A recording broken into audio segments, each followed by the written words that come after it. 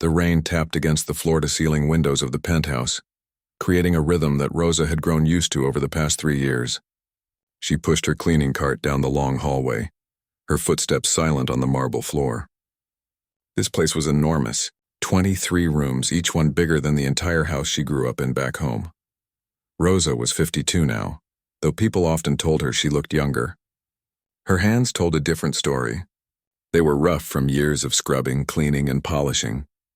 These hands had washed 1,000 dishes, folded countless sheets, and dusted every surface in this massive apartment more times than she could count. The Patterson family barely noticed her. Mr. Patterson ran some kind of tech company. Rosa wasn't entirely sure what they did there, something about computers and data. Mrs. Patterson was always flying somewhere for meetings. They had 3 kids, but Rosa hardly ever saw the parents home at the same time. There were always nannies, tutors, and drivers coming and going. Rosa was just part of the background, like the expensive paintings on the walls or the fancy furniture nobody really used. Today was Tuesday, which meant the kids had their afternoon lessons. The oldest girl, Lily, was 10 and always had her nose in a book. The middle boy, James, was 8 and full of energy that seemed to have nowhere to go in this pristine apartment. And little Grace, only 5 years old, had the biggest eyes Rosa had ever seen. Sometimes Rosa wondered what it was like for them, growing up in all this space but somehow seeming so small in it. Rosa made her way to the music room. This was her favorite room to clean, even though it took the longest. The grand piano sat in the center like a sleeping giant, black and glossy. She'd seen the price tag once by accident when some papers were left on top. $200,000 for a piano. Rosa could barely wrap her mind around it. She started dusting the shelves lined with music books. Most of them looked like they'd never been opened. Through the windows, she could see the gray clouds hanging low over the city.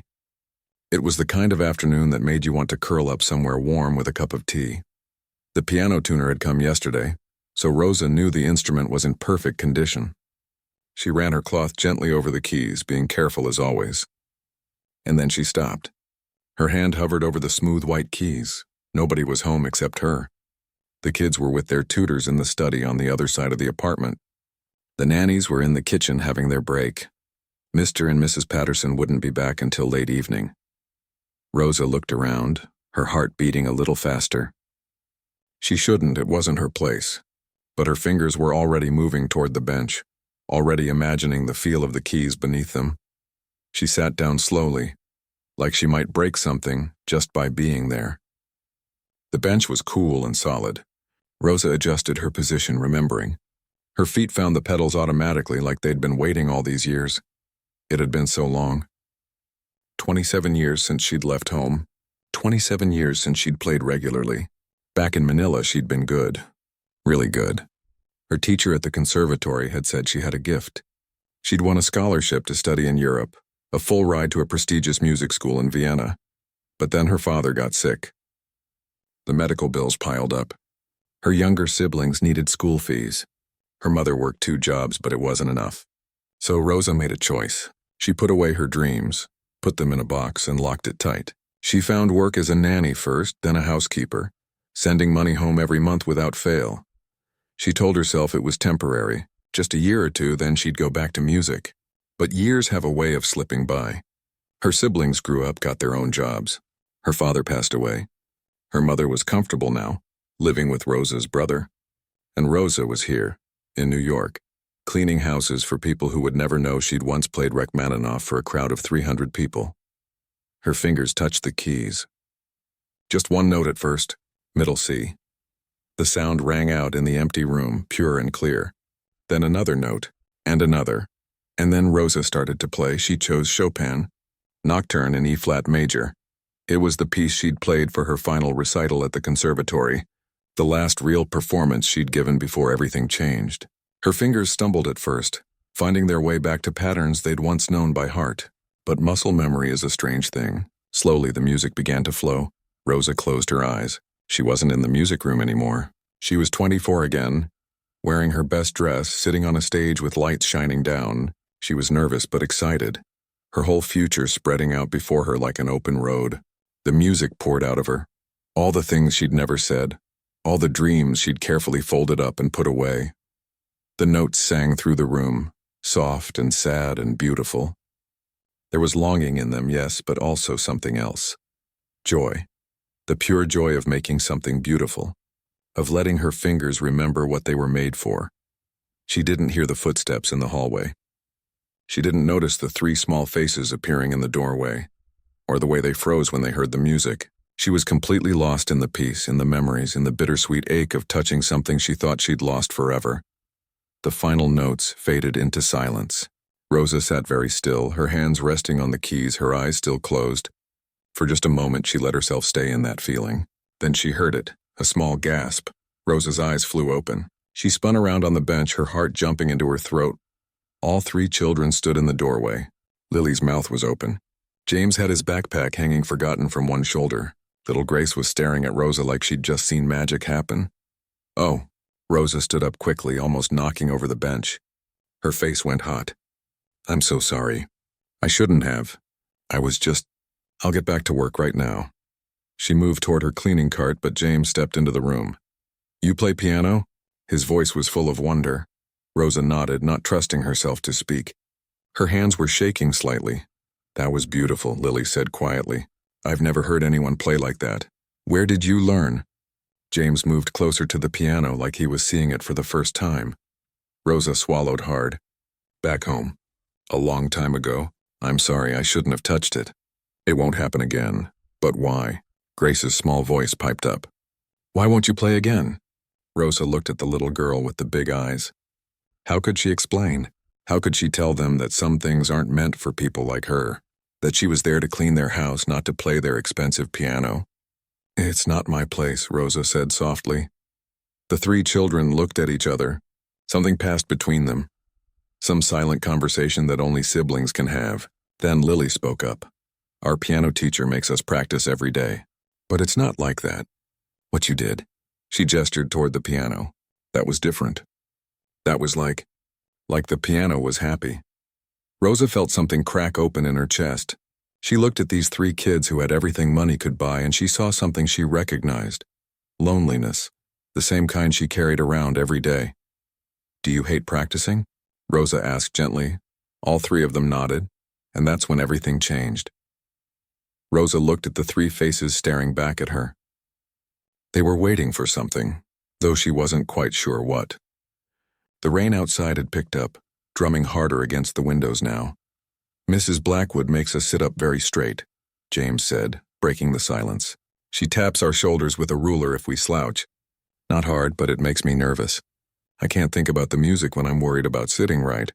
She says we're wasting her time if we don't practice exactly 2 hours every day, Lily added.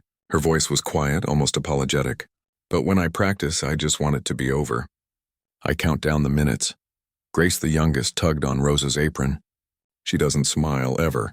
Is that how you have to be if you're good at piano? Serious all the time? Rosa's heart squeezed. She knelt down so she was eye level with Grace. No, sweetheart.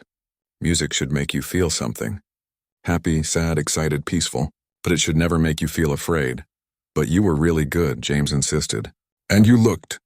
I don't know. Like you were somewhere else. Somewhere nice. Rosa stood up slowly. She shouldn't be having this conversation.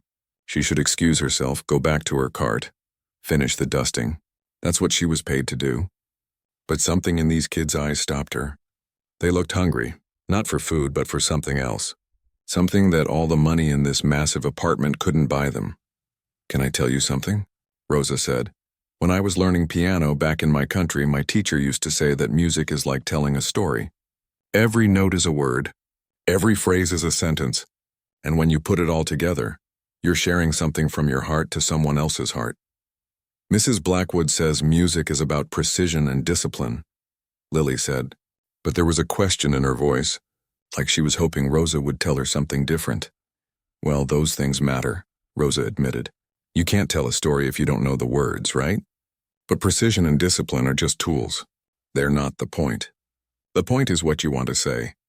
James moved closer to the piano. He touched one key gently, like he was testing to see if it might bite him. I don't think I have anything to say. I'm only 8. Rosa smiled. You have plenty to say. You just haven't learned how to say it through music yet. Tell me, what's your favorite thing in the whole world? James thought about it. Playing basketball in the park. When my dad has time to take me, which isn't much. But when we play, it's just us. No phones, no meetings. Just me and him and the ball. Okay, Rosa said. And how does that make you feel? Free, I guess. And happy. Like I could run forever and never get tired. Rosa nodded. That feeling? That's in music too. There are pieces that feel exactly like that. Fast and free and happy. If you learned to play one of those pieces, you'd be playing your story. Does that make sense? James's eyes lit up. Yeah, it does. Lily was watching Rosa carefully. Mrs. Blackwood chooses all our pieces. She says we're not ready to choose our own. Maybe not yet, Rosa said carefully. She didn't want to speak badly about their teacher. That wasn't her place. But maybe I could. Just during my lunch break if you wanted. I could show you some different pieces. Just for fun. It would be our secret. The moment the words left her mouth, Rosa wanted to take them back. What was she thinking? This wasn't her job. If Mr. or Mrs. Patterson found out, she could be fired. She needed this job. She had bills to pay, money to send home to her mother. But the way the children's faces transformed stopped her from backtracking. It was like watching flowers open up to sunlight. Really? Grace bounced on her toes. You'd teach us? Just a little, Rosa said quickly. And only if you keep up with your regular lessons. I don't want to cause any trouble. This would just be extra for enjoyment. When can we start? James asked. Rosa glanced at her watch. I have my lunch break in 20 minutes. It's only 30 minutes long, but, well, we could try today if you want. The children nodded so enthusiastically that Rosa had to laugh. It felt good to laugh. She couldn't remember the last time she'd done that at work. Okay then, but right now I need to finish my cleaning. And you three should probably do your homework, right? They groaned but headed toward the door. Grace turned back. Miss Rosa? Thank you. After they left, Rosa stood alone in the music room. Her hands were still trembling slightly. What had she just agreed to? She was the housekeeper. Nothing more. She should know her place. But then she remembered the look in their eyes. These kids had everything and nothing all at once. And maybe, just maybe, she could give them something that money couldn't buy. 20 minutes later, Rosa returned to the music room with her lunch.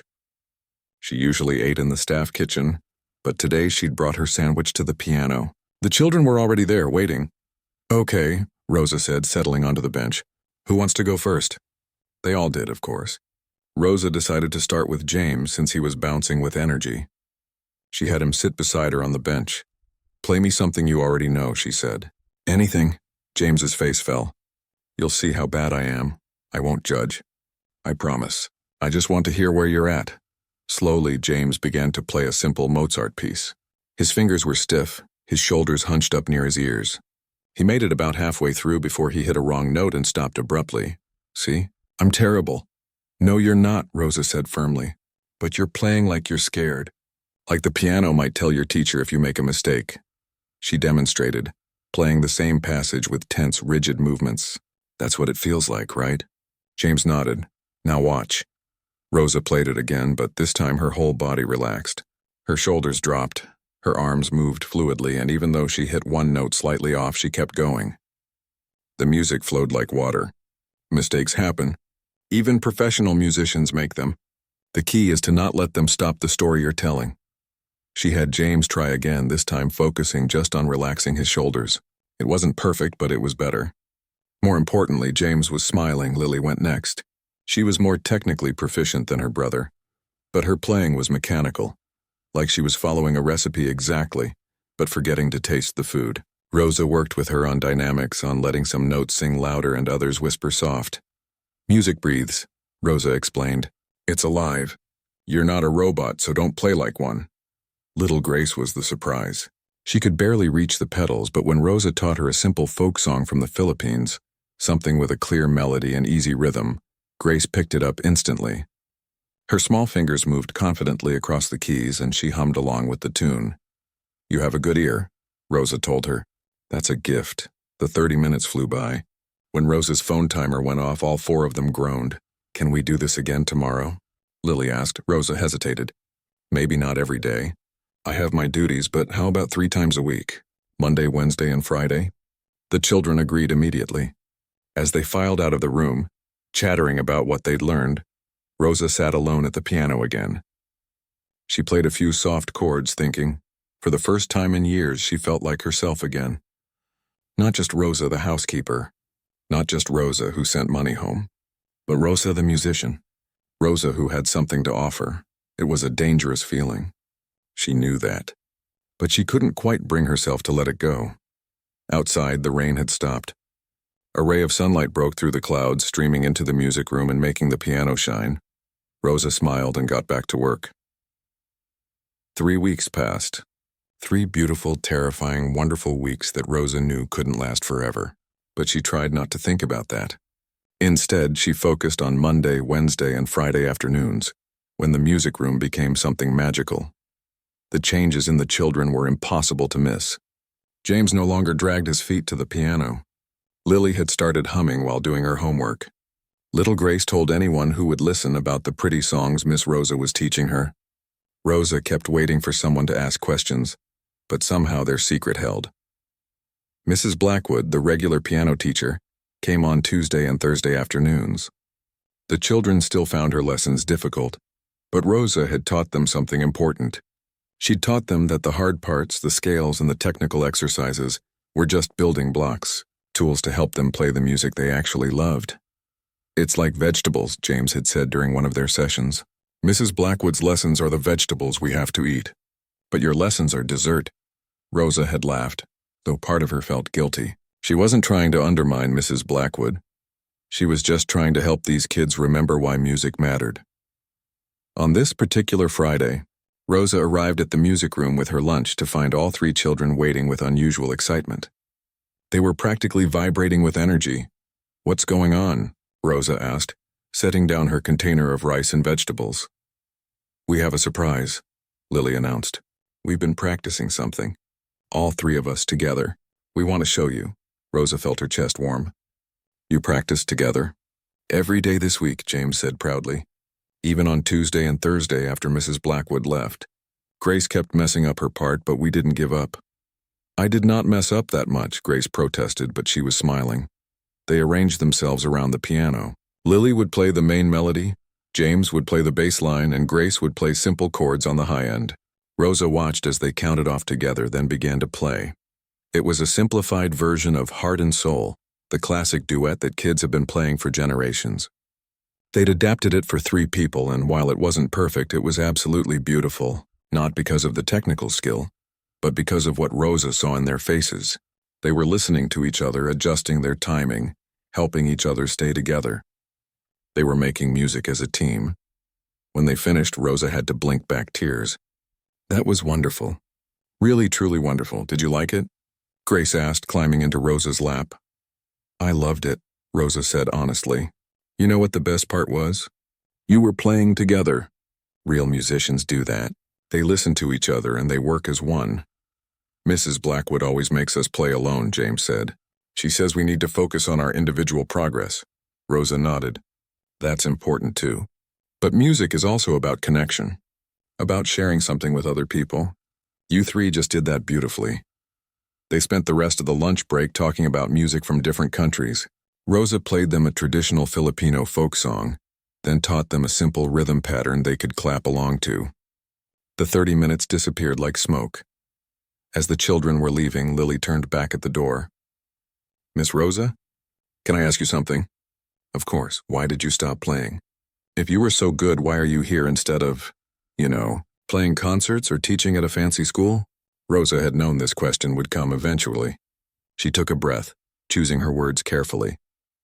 "Life doesn't always go the way we plan," she said. "I had to make choices. My family needed me, so I chose them, and I don't regret it. But I did put away a part of myself for a very long time, maybe too long. Do you miss it?" Lily asked. "Playing for real, I mean." "Every single day," Rosa admitted. "But teaching you 3? That's been a gift I didn't know I needed. So maybe things work out the way they're supposed to, even if it's not the way we imagined." After they left, Rosa sat at the piano for a moment longer. Her lunch was getting cold, but she didn't care. She played a few measures of a Beethoven sonata she'd once performed, her fingers finding their way through passages she'd thought she'd forgotten. She didn't hear the footsteps in the hallway. She didn't notice the figure standing just outside the doorway, watching and listening. Mrs. Patterson had come home early. Her meeting in Boston had been canceled at the last minute, and instead of staying in a hotel, she'd caught an earlier flight back. She'd walked into the apartment expecting silence, or maybe the sound of the children with their tutors. Instead, she'd heard piano music. Beautiful, expressive piano music that definitely wasn't coming from Mrs. Blackwood or any of the children. She'd followed the sound to the music room, and what she saw there made her stop in her tracks. Rosa, their housekeeper, was sitting at the piano playing Beethoven, and she was playing it like someone who'd spent years training, someone with real talent. Mrs. Patterson stood frozen in the hallway. Her first reaction was confusion. Then something like anger began to bubble up. Rosa was paid to clean, not to play their piano. This was inappropriate. She should say something, but then she heard laughter from down the hall. Her children's laughter, genuine and bright. She heard James say, "Come on, we have to practice our parts for Miss Rosa. I want to get it perfect by Monday." "Me too," Grace's little voice chimed in. "Miss Rosa says practice makes progress, not perfect." Mrs. Patterson's anger faded, replaced by curiosity. She stayed very still, listening.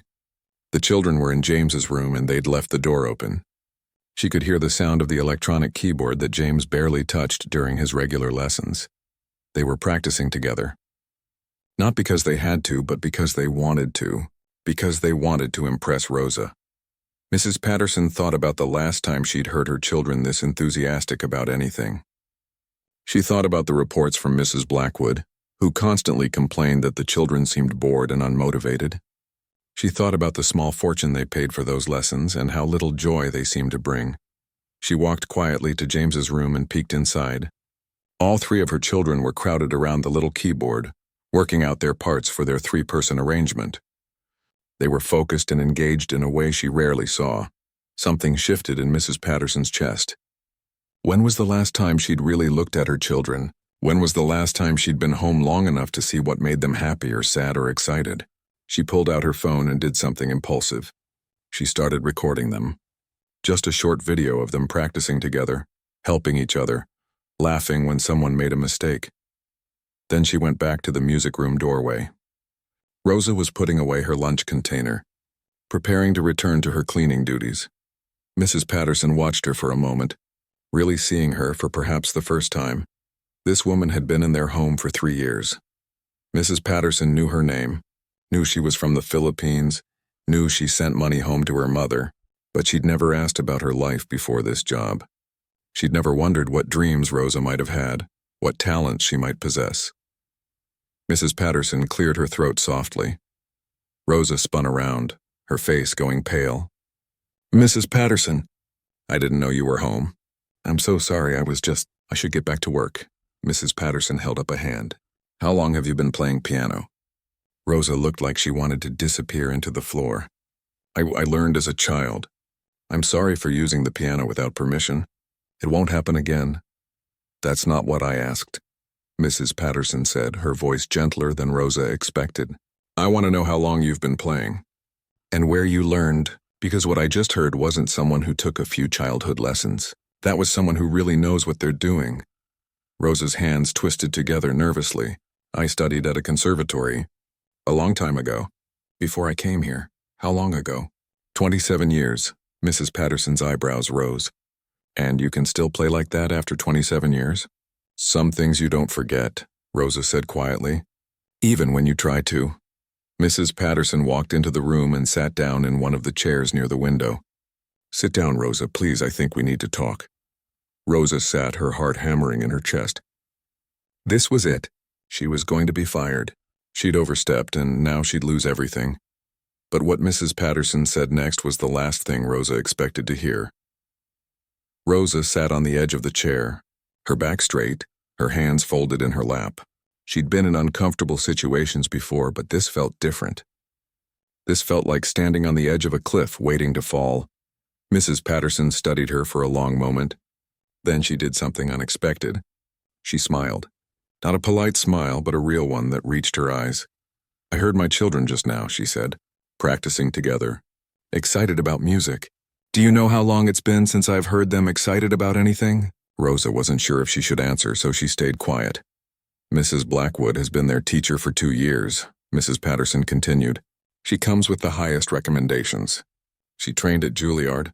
She's taught children who've gone on to win competitions, and my kids absolutely hate their lessons with her.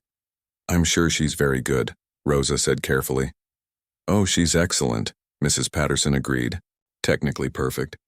But she's turned something that should be enjoyable into a chore, and I let it happen because I thought discipline was more important than joy. I thought if we just pushed hard enough, they'd eventually love it. Rosa remained silent, unsure where this conversation was going. Mrs. Patterson leaned forward. Tell me the truth. Have you been teaching my children? There was no point in lying. Rosa nodded. Just during my lunch breaks. 3 times a week. I never meant to overstep, Mrs. Patterson. They heard me playing one day and they asked questions, and I wanted to help them see that music could be something beautiful instead of something scary. Are you qualified to teach? The question stung, but Rosa understood why it needed to be asked. I studied at the Manila Conservatory for 6 years. I had a scholarship to continue my studies in Vienna. I performed in competitions and recitals. But that was a long time ago, and I never finished my degree. So no, I'm not certified or anything official like that. Mrs. Patterson was quiet for a moment, processing this information. Why didn't you go to Vienna? Rosa had told this story so many times in her head, but rarely out loud. My father got sick, cancer, the treatments were expensive. My family needed me, so I made a choice. And you've been cleaning houses ever since? I've been supporting my family ever since, Rosa corrected gently. The cleaning is just how I do it. Mrs. Patterson stood up and walked to the window, looking out at the city below. Rosa waited, her stomach in knots. Finally, Mrs. Patterson turned back around. I heard you play just now, and I've spent enough time around musicians to know real talent when I hear it. You're not just good, Rosa. You're exceptional. Rosa didn't know what to say to that. And more importantly, Mrs. Patterson continued, you've done something in 3 weeks that Mrs. Blackwood couldn't do in 2 years. You've made my children love music. Do you know what that's worth to me? Rosa shook her head. Everything, Mrs. Patterson said softly. It's worth everything. She came back and sat down, this time in the chair right next to Rosa. I want to make you an offer. And before you say anything, I want you to really think about it. Rosa's heart was pounding so hard she could hear it in her ears. I want you to become my children's primary music teacher, not their housekeeper. Their teacher, with a proper salary, benefits, everything that comes with a professional position in this household. Rosa couldn't breathe. Mrs. Patterson, I don't know what to say. You don't have to say anything right now. But I do have some conditions. Of course there were conditions. Rosa waited to hear them. First, you keep teaching them the way you've been teaching them, with joy and passion and patience. I don't want you to try to become Mrs. Blackwood. I want you to be exactly who you are. Rosa nodded slowly. Second, you start taking lessons yourself again. Rosa's head snapped up. What? You buried your gift for 27 years to take care of other people, Mrs. Patterson said. That's admirable, but it's also tragic. You can't teach my children to love music if you're not allowing yourself to love it fully. So yes, lessons. I'll arrange for a teacher. Someone good. Someone who can help you remember everything you've forgotten and learn everything you missed. Mrs. Patterson, I couldn't possibly. The cost alone is not your concern, Mrs. Patterson said firmly.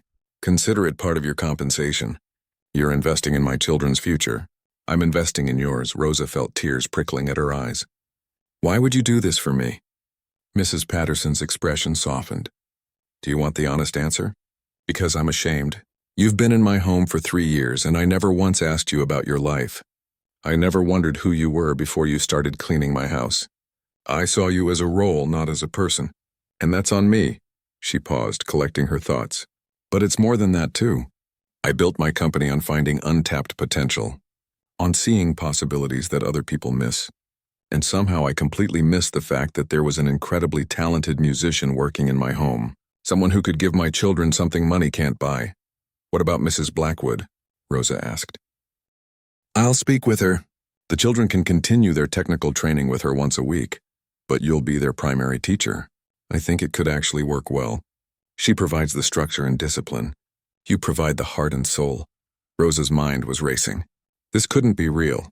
Things like this didn't happen to people like her. I need to think about it, Rosa said finally. It's a lot. Of course, Mrs. Patterson said. Take the weekend, but Rosa, there's one more thing you should know. What's that? My mother is on the board of the Riverside Arts Foundation. They run community music programs all over the city. They're always looking for teachers, especially for their scholarship students. Kids from families who can't afford private lessons. If this arrangement works out, if you find that teaching is something you want to pursue long-term, I can open doors for you. Real doors to a real career. Rosa couldn't hold back the tears anymore. They spilled down her cheeks and she wiped them away quickly, embarrassed. I'm sorry, she whispered. I spent so many years telling myself that part of my life was over, that I'd made my choice and that was that. And now you're telling me. I'm telling you it's not too late, Mrs. Patterson said gently. It's never too late to become who you were meant to be. That evening, Rosa sat in her small apartment in Queens. It was nothing like the Pattersons' penthouse. One bedroom, a tiny kitchen, a bathroom where the tiles were cracked. But it was hers, paid for with honest work and careful budgeting. She looked at the old keyboard in the corner, the one she'd bought at a garage sale years ago but rarely played because the walls were thin, and she didn't want to bother the neighbors. She pulled it out now, set it up on her small table and plugged it in. Then she called her mother in Manila. It was early morning there and her mother answered on the second ring. Rosa, is everything okay? Rosa smiled through fresh tears. Mama, something happened today. Something I need to tell you about. She explained everything. The children discovering her playing. The secret lessons Mrs. Patterson's offer. As she talked, she played soft notes on the keyboard, her fingers moving without conscious thought. When she finished, her mother was quiet for a long moment. Rosa, my darling girl, do you remember what your father said to you the day you told us you weren't going to Vienna? Rosa remembered. She'd never forgotten. He said, you're not giving up your dream. You're just putting it away for safekeeping. And someday when the time is right, you'll take it out again. I thought he was just trying to make me feel better. Your father was a wise man, her mother said. He knew that some things are meant to be, even if they take a long time to arrive. This is your time, Rosa. Take it. Don't be afraid. After they hung up, Rosa sat at her keyboard for a long time. She thought about 27 years of cleaning houses, 27 years of sending money home, 27 years of keeping her dreams locked away in a box marked someday. And then she thought about 3 children who had somehow helped her remember who she was, who had reminded her that it was okay to want something for herself. She placed her fingers on the keys and began to play. Not Chopin this time, not Beethoven. Just a simple melody that came from somewhere deep inside her, something new and hopeful and full of possibility. Outside her window, the city lights twinkled like stars. And for the first time in longer than she could remember, Rosa felt like she was exactly where she was supposed to be. On Monday morning, she would give Mrs. Patterson her answer. But deep down, she already knew what it would be. 6 months later, Rosa stood backstage at a small performance hall in Manhattan. Her hands were shaking, not from fear exactly, but from the kind of nervous energy that comes when something you've dreamed about for decades is finally about to happen. Through the curtain, she could hear people taking their seats. It wasn't Carnegie Hall or Lincoln Center, just a modest venue that hosted community concerts and recitals. But to Rosa, it might as well have been the greatest stage in the world. You're going to be amazing, a voice said beside her. Rosa turned to see Mrs. Patterson, looking elegant as always, but with something softer in her expression these days. Over the past 6 months, something had shifted between them. They weren't exactly friends, not in the traditional sense, but there was respect there now. Understanding. I can't believe you talked me into this, Rosa said, trying to smile through her nerves. I didn't talk you into anything, Mrs. Patterson replied. Professor Chen talked you into it. I just bought the tickets and made sure everyone showed up. Professor Chen was Rosa's teacher, a patient woman in her 60s who had worked with Rosa twice a week for the past 6 months. At first, Rosa's fingers had been stiff, her confidence shaky, but Professor Chen had a gift for drawing out the musician that Rosa had buried so long ago. Remember what I told you? Professor Chen appeared from the other side of the backstage area, her eyes kind. You're not performing for them. You're sharing with them. There's a difference. Rosa nodded, taking a deep breath. 5 minutes, a stage manager called out. Rosa peeked through the curtain one more time. The front row was filled with familiar faces. Mr. and Mrs. Patterson sat together, actually together for once, his hand holding hers.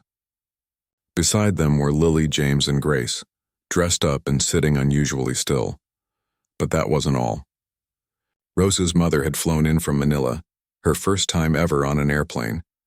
She sat next to Mrs. Patterson, wearing her best dress, her eyes already glistening with tears. Rosa's younger brother had video called from home so her father's siblings could watch the live stream. In the seats behind them were the other students from Professor Chen's adult class, the ones Rosa had gotten to know over the past months. People like her, who had put their dreams away and were just now taking them back out. And scattered throughout the audience were some of the children Rosa had started teaching at the Riverside Arts Foundation. Kids from neighborhoods where private piano lessons were an impossible luxury. Kids who reminded Rosa of herself at that age, hungry for music but without the means to pursue it. The lights dimmed. This was it. Rosa walked onto the stage. The spotlight was warm on her face. She sat at the piano, adjusted the bench, and placed her hands on the keys. For a moment, she just sat there, feeling the weight of this moment. 27 years. 27 years since she'd sat on a stage like this. 27 years of believing that this part of her life was over. She began to play. The piece she'd chosen was the same Chopin nocturne she'd played that rainy afternoon, when the children had first discovered her. But it sounded different now. Then it had been full of longing and loss. Now there was something else in it. Hope. Joy. The sound of a dream that refused to die. Her fingers moved across the keys, telling a story without words. The story of a young girl in Manila who fell in love with music. The story of a woman who sacrificed her dreams for her family. The story of a housekeeper who found herself again in the eyes of 3 lonely children. Rosa played like she was praying, like she was thanking every person who had helped her get to this moment.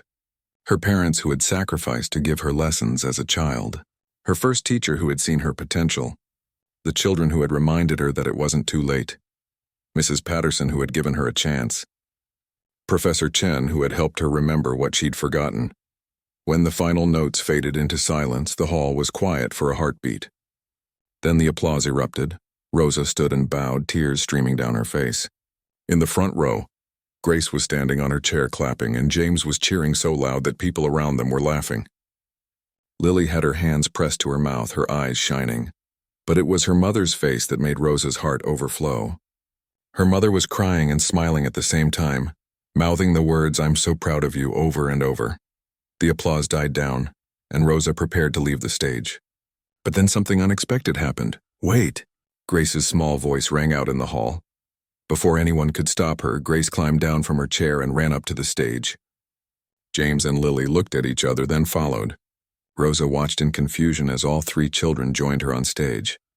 "We have a surprise," Lily announced to the audience, her voice only shaking a little. "Miss Rosa taught us that music is about sharing stories, and we want to share a story with her. With all of you." Rosa's hand went to her mouth. She had no idea what was happening. The children positioned themselves around the piano. They'd clearly been planning this. James pulled out a small music stand from behind the curtain, where he must have hidden it earlier. Lily unfolded some sheet music. "Miss Rosa told us that music saved her life," James said to the audience. "And she saved ours too. So we learned something special. For her." They began to play together, the same 3-person arrangement they'd worked on months ago, but more polished now, more confident. And then they started to sing. It was What a Wonderful World. Simple, sincere, and absolutely beautiful. Grace's small voice carried the melody. James provided harmony. Lily sang the bridge, her clear voice filling the hall. They weren't perfect. Grace missed a note. James came in a beat early at one point, but none of that mattered. What mattered was the love in it. The genuine gratitude, the pure joy of 3 children who had learned that music wasn't about being perfect. It was about being present. About sharing your heart with someone else. Rosa couldn't hold back her sobs. She stood behind the children, her hands covering her face, completely overwhelmed. When they finished, the audience was on their feet. The applause was deafening. Mr. Patterson was wiping his eyes. Mrs. Patterson had her arm around Rosa's mother, both of them crying. Professor Chen was beaming like a proud grandmother. The children turned to Rosa and bowed. Then Grace grabbed her hand. "Thank you for teaching us," she whispered. "Thank you for showing us what music really is." After the concert, there was a small reception in the lobby. People kept coming up to Rosa, congratulating her, asking about her teaching. The director of the Riverside Arts Foundation pulled her aside. "We need more teachers like you," she said. "People who understand that music isn't just for the elite. Would you consider expanding your schedule with us?" Rosa looked across the room at the children from the foundation, several of whom had come with their parents. Kids who lit up when they saw her. Kids who were just starting to discover what music could mean in their lives. "Yes," Rosa said. "Absolutely yes." Later that night, Rosa sat in the Pattersons' music room one last time as a visitor. Tomorrow she would return as a teacher, not a housekeeper. But tonight she just wanted to sit and remember. Mrs. Patterson found her there, 2 cups of tea in her hands. She gave one to Rosa and sat down beside her. "You know what I keep thinking about," Mrs. Patterson said. "How close we came to never knowing. If the kids hadn't heard you that day, if you hadn't been brave enough to teach them, we would have missed all of this." Rosa smiled. "I think about that too. How many talented people are out there, doing jobs that have nothing to do with their gifts? How many dreams are locked away waiting for someone to notice? That's why we're starting the scholarship fund," Mrs. Patterson said. "In your name, so other people don't have to wait 27 years. The Rosa Martinez Music Scholarship would provide full funding for talented students from low-income families. Not just lesson fees, but instruments, books, and opportunities to perform. Everything Rosa had wished she'd had. "I still can't believe this is real," Rosa admitted. "Believe it," Mrs. Patterson said firmly. "You earned every bit of this. Not by cleaning houses, though you did that with dignity, but by never letting go of who you really are, by keeping that music alive inside you even when no one was listening." They sat in comfortable silence for a moment, sipping their tea. "Can I tell you something?" Rosa said. "I used to think I'd lost so much by staying behind, by not going to Vienna. I was angry about it for years. But now I wonder if this was always how it was supposed to be, because if I'd gone to Vienna, I would never have met those 3 beautiful children. I would never have learned that teaching is just as fulfilling as performing. Maybe even more," Mrs. Patterson smiled. "My father used to say that life doesn't give us what we want when we want it. It gives us what we need when we're ready for it." Rosa nodded.